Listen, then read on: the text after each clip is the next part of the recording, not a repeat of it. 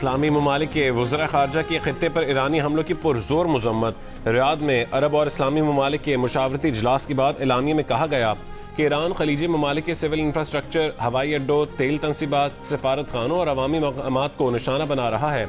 ये हमले किसी सूरत जायज़ नहीं। अक़वाम मुत्तहिदा के आर्टिकल 51 के मुताबिक खलीजी रियासतों को दिफा का हक हासिल है। इजलास में इलाकाई सलामती और इस्तेहकाम को सपोर्ट करने के तरीकों पर गौर किया गया। सऊदी वज़ीर ख़ारजा शहज़ादा फैसल बिन फरहान ने खलीजी ममालिक पर ईरानी हमले नाकाबिल कबूल करार दिए। कहा कि ज़रूरत पड़ने पर सऊदी अरब फौजी कार्रवाई कर सकता है। वज़ीर ख़ारजा इसहाक डार भी इजलास में शरीक हुए।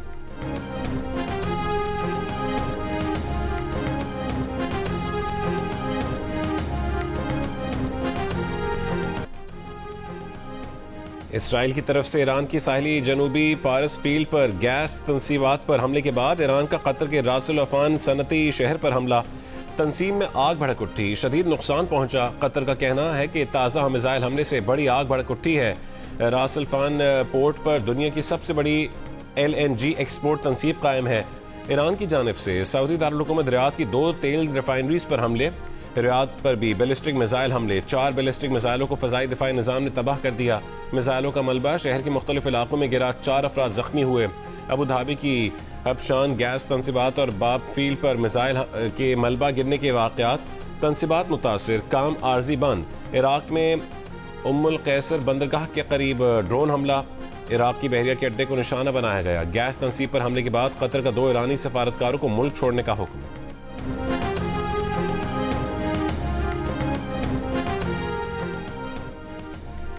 ईरान की साहिली जनूबी पार्स फील्ड में गैस तनसीबात पर हमले से 25,000 मिलियन मौक़िफ़ फीट से ज़ायद पैदावार मुअत्तल। दुनिया की सबसे बड़ी साउथ पार्स फील्ड ईरान और कतर की मुश्तरका मिल्कियत है।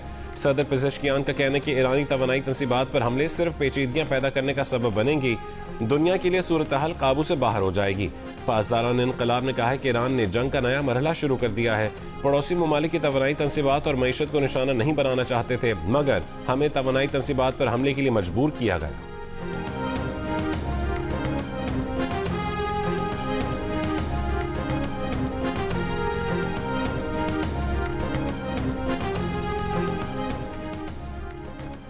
कतर ने ईरान की तवानाई तनसीबात पर इसराइली हमले को खतरनाक और गैर जिम्मेदाराना करार दे दिया। कतरी वजारत खारजा का कहना है कि इसराइल ने ईरान की साउथ पारस फील्ड से मुंसलिक तवानाई तनसीबात को निशाना बनाया, जो कतर के नॉर्थ फील्ड की तोसी है। तवानाई के बुनियादी ढांचे को निशाना बनाना आलमी तवानाई के तहफ़्फ़ुज़ के लिए खतरा है। मुत्तहिदा अरब अमारात का भी ईरान और कतर की मुश्तरका पारस गैस फील्ड पर हमले पर तशवीश का इजहार। जारी बयान में कहा है कि ईरान में वाक़ जनूबी फील्ड कतर के शुमाली मैदान से मुंसलिक है। इसराइल का इस फील्ड को निशाने पर बनाना आलमी तवानाई के लिए संगीन खतरा बन सकता है। मुत्तहिदा अरब अमारात का अहम तनसीबात को निशाना बनाने से मुकम्मल गुरेज करने पर जोर।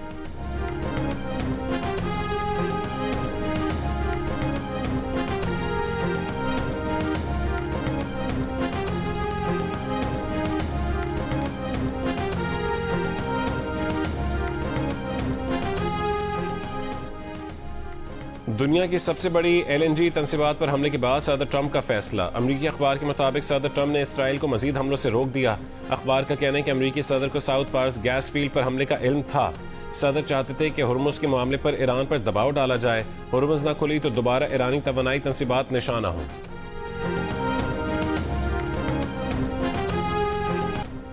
कराची में 1 घंटे से भी कम बारिश से 19 अमवात। तूफानी हवाओं और कड़कते बादलों के साथ बारिश से बल्दिया मवाज गोट में दीवार गिरने से 13 लोग जान से गए, 3 जख्मी।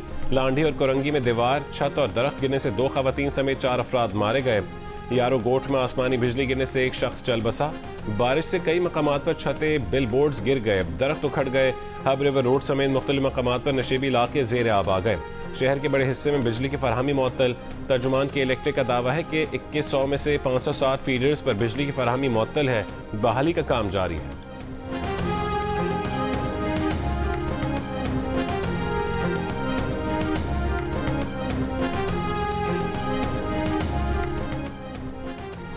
बल्दिया मवाज गोट में दीवार गिरने से दबकर हलाक अफराद नशई थे। रेस्क्यू हुकाम के मुताबिक नशई अफराद बारिश से बचने के लिए इमारत में जमा हुए थे। वजीर आला सिंध का वाक़े पर नोटिस। वजीर दाखिला सिंध ज़ियाउल हसन लंजार और मेयर कराची मुर्तज़ा वहाब का मवाज गोट का दौरा। वजीर दाखिला सिंध की मवाज गोट से मुनशियात के खात्मे की हिदायत। सिंध के सीनियर वजीर शर्जील मेमन का मवाज गोट वाक़े पर इजहार अफसोस। गवर्नर सिंध निहाल हाशमी की मजीद कॉलोनी लांढी आमद। मकान की दीवार गिरने से मियाँ बीवी के इंतकाल पर अहले खाना से ताज़ियत की।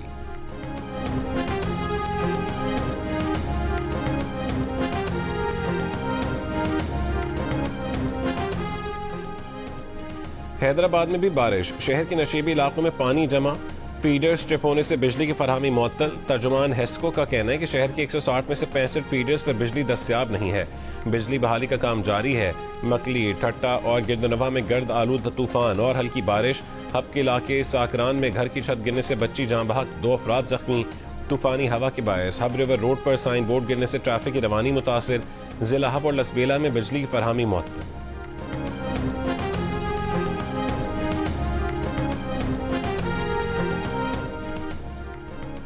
कराची में दोपहर के बाद आज भी बारिश का इम्कान है। महकमा मौसमियात के मुताबिक तेज हवा और गरज चमक के साथ कहीं कहीं मूसलाधार बारिश हो सकती है। चंद मकामात पर यालाबारी का भी इम्कान है। ईद के पहले दिन भी हल्की बारिश की पेशगोई। इम्कान जाहिर किया कि 24 से 27 मार्च के दौरान भी मगरिबी हवाओं का सिलसिला कराची समेत सिंध में बारिश का सबब बन सकता है।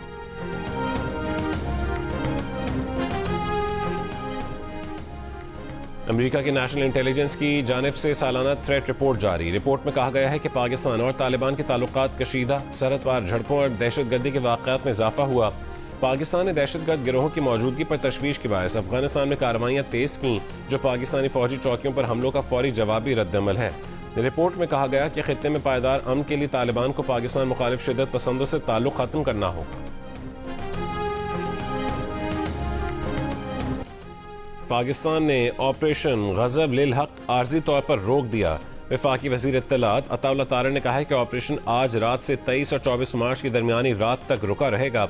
ईद उल फितर के एहतराम और बरादर इस्लामी ममालिक की दरख्वास्त पर कार्रवाई रोकी गई। सऊदी अरब, तुर्की और कतर ने कार्रवाइयाँ रोकने की दरख्वास्त की थी। वजीर इत्तलात ने कहा है कि इस दौरान सरहद पार हमला, दहशतगर्दी या ड्रोन हमला हुआ तो ऑपरेशन नई शिद्दत से दोबारा शुरू होगा।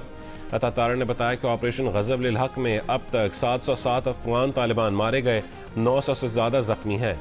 अफगानिस्तान में 81 दहशतगर्द और मुआवन इंफ्रास्ट्रक्चर को निशाना बनाया। पाकिस्तान ने अफगान तालिबान रजीम की 237 टैंक, बख्तरबंद गाड़ियाँ और तोपें तबाह की। अफगान तालिबान रजीम की 255 चौकियों को तबाह किया, 44 पर कब्जा कर लिया। 16 मार्च की रात पाक फोर्सेज ने काबुल और नंगरहार में अफगान फौजी तंसीबात को निशाना बनाया। अफगान तर्जुमान सुहेल शाहीन ने इससे पहले एक इंटरव्यू में कहा कि उनका मुल्क तहरीरी यकीन दहानी कराने को तैयार है कि अफगान सरजमीन से पाकिस्तान को नुकसान पहुंचाने वाली कोई कार्रवाई नहीं होगी।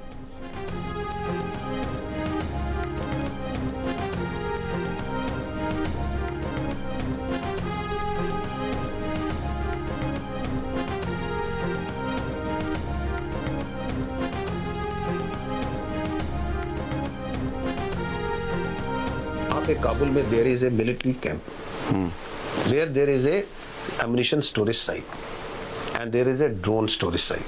Drone storage site. तो there was a equipment, जो टेक्निकल इक्विपमेंट वहाँ पे ये ड्रोन्स की, एम्यूनिशन की स्टोरेज साइट्स। हमने इनको टारगेट किया, वो उसको पिन पॉइंट उसी को हिट किया गया।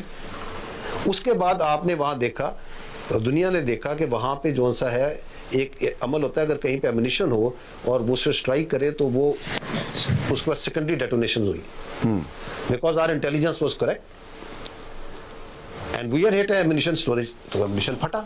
जब वो एम्यूनिशन फटा तो पूरे काबुल के अंदर वो लोगों ने देखा, वो आग का शोले भी बड़े और काफी देर चलते रहे वो वहाँ पे, because that was the ammunition. वहाँ पे उन्होंने पुराना मिसाइल, ये जो रशियन ज़माने के जो स्कड मिसाइल्स हैं वो भी उन्होंने स्टोर किए हुए हैं वहाँ पे। उनका और एम्यूनिशन पड़ा था, ड्रोन स्टोरेज थी, इक्विपमेंट स्टोरेज था, वो सारा उड़ा। DGISPR लेफ्टिनेंट जनरल अहमद शरीफ चौधरी ने कहा है कि काबुल में हदफ अफगान तालिबान के गोला बारूद और हथियारों के अलावा ड्रोन तैयारों का डिपो था। ये गोला बारूद फटने से जो धमाके हुए उन्हें पूरे शहर ने देखा। जियो न्यूज़ के प्रोग्राम कैपिटल टॉक के मेज़बान हामिद मीर से गुफ्तगू में उन्होंने कहा है कि हमले में सिविलियंस की हलाकतों का प्रोपेगेंडा झूठ है। तालिबान के अक्सर जंगजू वर्दी नहीं, सिविलियन लिबास पहनते हैं और तालिबान मुनशियात के आदि अफराद को खुदकुश हमलों के लिए भी इस्तेमाल करते हैं। DGISPR ने कहा है कि पाकिस्तान के खिलाफ इस्तेमाल होने वाले ड्रोन अफगान तालिबान को भारत फराहम कर रहा है। पाकिस्तान की अफगान अवाम से कोई लड़ाई नहीं, उन्हें तो खुद दहशतगर्दों ने यरगमाल बना रखा है। हम दहशतगर्दों के ठिकानों पर हमले करते हैं तो ये अपनी मिलिशिया लेकर वहां पहुंच जाते हैं। हमने उनकी 81 लोकेशंस पर स्ट्राइक की हैं और ये सारे हमले दहशतगर्दों को सपोर्ट करने वाले इंफ्रास्ट्रक्चर पर किए गए हैं। ये वो तमाम इंफ्रास्ट्रक्चर हैं जहां से पाकिस्तान के खिलाफ दहशतगर्दों को सपोर्ट मिल रही थी।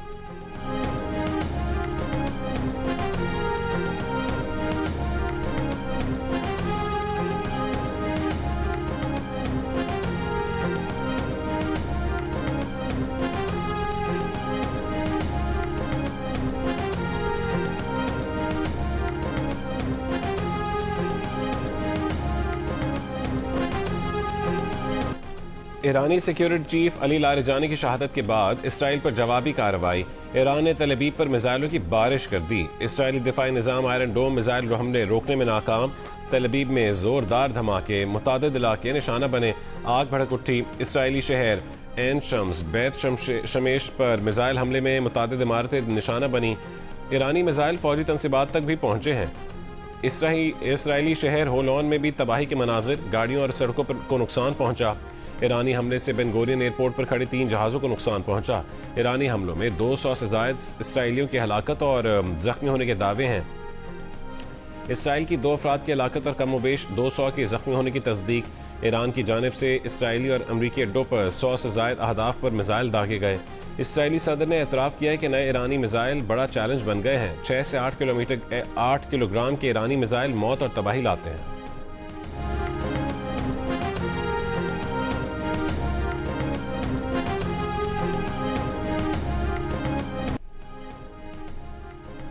इसराइली हमले में शहीद होने वाले ईरान के सिक्योरिटी सरबरा अली लारिजानी, बसीज फोर्स के सरबरा गुलाम रजा सुलेमानी और ईरानी बहरिया के शोहदा की नमाज जनाजा अदा कर दी गई।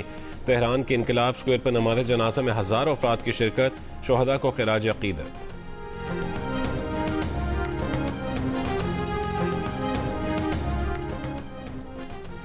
अमरीका और इसराइल के ईरान पर हमले जारी। ईरान के इंटेलिजेंस चीफ इस्माइल खतीब शहीद हो गए। ईरान के बो शहर एटमी पावर प्लांट पर हमला। प्लांट के अहाते में गिरने वाले प्रोजेक्टाइल से प्लांट महफूज रहा। अमले का कोई रुकन जख्मी नहीं हुआ। ईरान ने बाकी से आलमी एटमी तवानाई एजेंसी को आगाह कर दिया।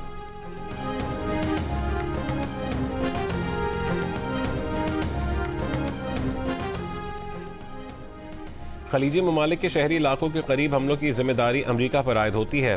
28 फरवरी को जंग शुरू करने का इल्जाम मुकम्मल तौर पर अमरीका पर आयद होता है। ईरानी वजीर खारजा अब्बास अरागची का अरब टीवी को इंटरव्यू। कहा कि अमरीकी अफवाज ने फौजी अड्डों से निकलकर शहरी इलाकों और होटलों में मुंतकिल होना शुरू कर दिया है, जिसकी वजह से ऐसे मकामात भी निशाने पर आए जो आबादी के करीब हैं। जहाँ जहाँ अमरीकी अफवाज या उनकी तनसीबात मौजूद थी, उन्हें निशाना बनाया गया। मुमकिन है कि निशाना बनाए गए कुछ मकामात शहरी इलाकों के करीब हों।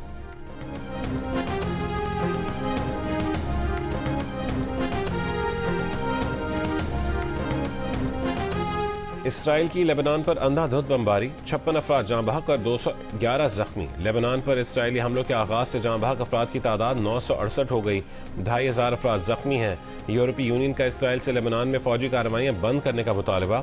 खबरदार किया कि इसराइली कार्रवाइयों के नताइज तबाहकुन और तवील जंग का खतरा बढ़ रहा है। लाखों अफराद बेघर हो चुके हैं।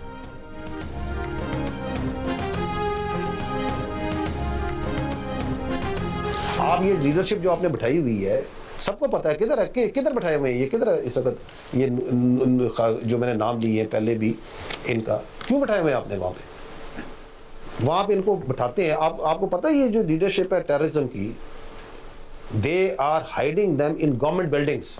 Now the war, now the cost, Pakistani nation has started imposing a cost on them.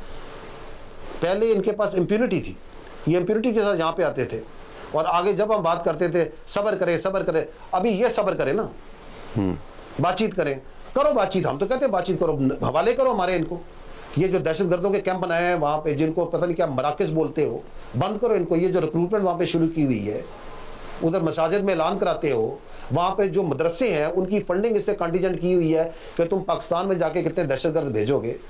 तुम पाकिस्तान के अवाम को, पाकिस्तान की लीडरशिप को क्या बेवकूफ समझते हो कि तुम ये सारे काम करते रहोगे और आगे आगे मुस्कुरा के हंसते होगे हम तो बातचीत करने को तैयार हैं। बंद करो ना इस बकवास को। DGISPR लेफ्टिनेंट जनरल अहमद शरीफ चौधरी ने कहा है कि पाकिस्तान ने अपने खिलाफ शुरू की जाने वाली जाहिरियत का जवाब दिया है। अफगान तालिबान रजीम ने दहशतगर्दों को अपने पास छुपा कर रखा हुआ है, हत्ता कि सरकारी इमारतों में भी दहशतगर्द छुपे हुए हैं। अफवाजी पाकिस्तान के तर्जुमान का कहना है कि पाकिस्तान बातचीत के लिए तैयार है, लेकिन पहले दहशतगर्दों को पाकिस्तान के हवाले करो और अपने मुल्क में दहशतगर्दी के मराकज़ को खत्म करो। अफगान तालिबान को फैसला करना है कि उनके लिए दहशतगर्दी अहम है या अमन। अफगान तालिबान को फैसला करना है कि उनके लिए TTP अहम है या पाकिस्तान।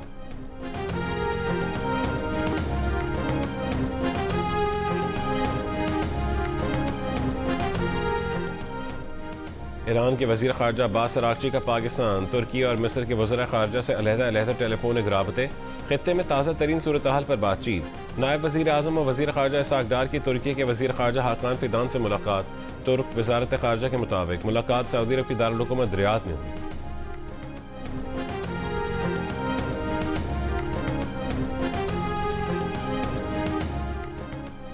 वज़ीर आज़म शहबाज शरीफ का कोयती वली अहद से टेलीफोनिक राबता।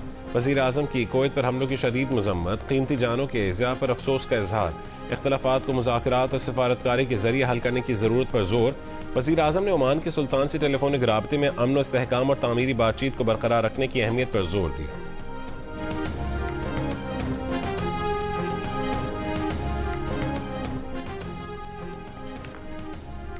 अमरीकी सेनेट की इंटेलिजेंस कमेटी में अमरीकी डायरेक्टर नेशनल इंटेलिजेंस तुलसी गैबार्ड की खिंचाई। तुलसी ने पिछले साल जून में ईरान पर हमलों के बाद कहा था कि ईरान की एटमी अफजूदगी की सलाहियत बिल्कुल खत्म कर दी गई है। कमेटी ने पूछा कि अब व्हाइट हाउस ने 1 मार्च को कहा है कि अमेरिका ने ईरान के फौरी खतरे को खत्म करने के लिए मुहिम शुरू की है। जब जून में ईरान की एटमी सलाहियत खत्म हो गई थी तो उसका खतरा दोबारा कैसे पैदा हो गया? तुलसी गैबार्ड कई बार पूछने के बावजूद जवाब न दे सकी। कहा कि तो ये तय करना सदर का काम है कि कोई खतरा लाजमी है या नहीं। कमेटी के एक रुकन ने यह भी कहा कि आपने ईरान की एटमी अफजूदगी की सलाहियत खत्म करने का बयान अपने तहरीरी जवाब में नकल किया, मगर तकरीर में क्यों छोड़ दिया? तुलसी गैबार्ड ने कहा कि ऐसा वक्त की कमी की वजह से किया।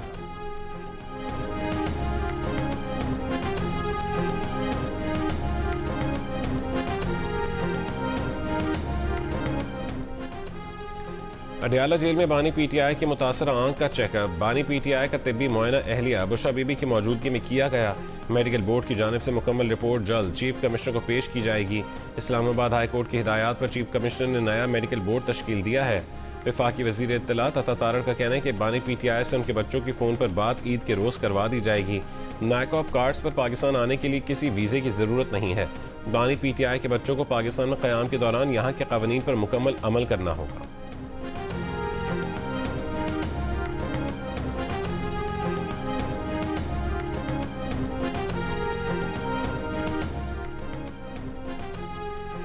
मुख्तलिफ सूबों में गवर्नर हाउस कॉलोनियल दौर का माइंड सेट है। MKM के सिंध असेंबली में अपोजिशन लीडर अली खुर्शीदी की प्रेस कॉन्फ्रेंस।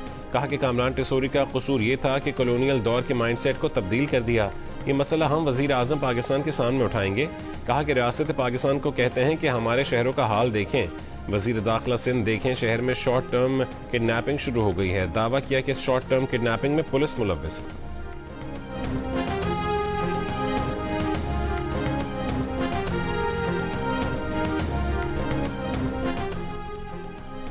पाकिस्तान में ईद का चांद देखने के लिए मरकजी रूह तहलाल कमेटी का इजलास आज इस्लामाबाद में होगा। कमेटी शहादतों के जायजे के बाद ईद उल फितर के चांद नजर आने या न आने का ऐलान करेगी। सऊदी अरब में शवाल का चांद नजर नहीं आया, ईद कल होगी। और लाहौर की सड़कों पर बुल्लाह की धूम। एक्शन, ड्रामा और सनसनी से भरपूर फिल्म बुल्लाह ईद उल फितर पर रिलीज के लिए तैयार। फिल्म में लेजेंडरी अदाकार शान का जबरदस्त एक्शन देखने को मिलेगा। रिलीज से पहले कास्ट का लाहौर में बस टूर, हर तरफ बुल्लाह के चर्चे। बुल्लाह इस ईद पर मद्दाहों को लुत्फअंदोज करने को तैयार।